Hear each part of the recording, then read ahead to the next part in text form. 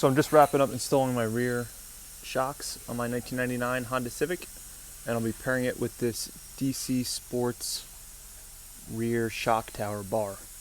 So this should be extremely easy to do, especially if you're already replacing the shock. So I haven't yet put on the two nuts that go on top of the shock mount points right there. So what I did was with fabric scissors, which are very good for cutting fabric. All I did was I used where it bumps out there kind of as a guide, and I was able to cut out these quarter sphere points. So I did that on both sides there. It took no more than 5 minutes crawling through the back of the trunk, and that should allow me to simply take this bar right here and put it up over those 4 bolts.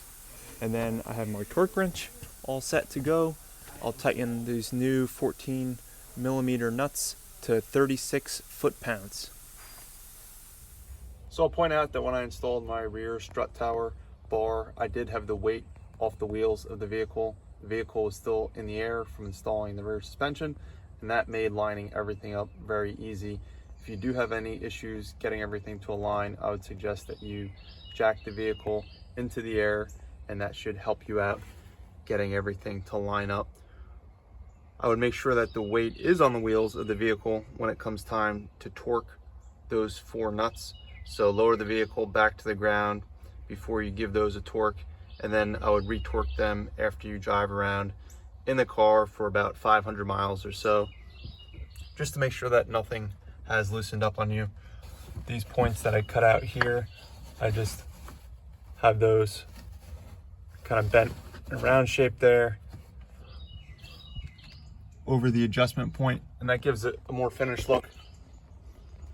So far so good. I really enjoy having this. The only downside is that it does cut the rear pass-through into the cabin of the vehicle in about half. That being said, if I do need to use the pass-through to fit 2x4s or anything else through the car, I still can. So for me, it's a very limited downside to installing it. On the plus side, it allows for the rear suspension to do its job better by giving it a very solid foundation which to work. So with that, it allows the springs to do their job. It allows the shocks to dampen all the different movements when it's going over bumps and everything else. So it allows for a very good solid foundation. I highly recommend it. I picked mine up for a relatively cheap price on eBay in like new condition.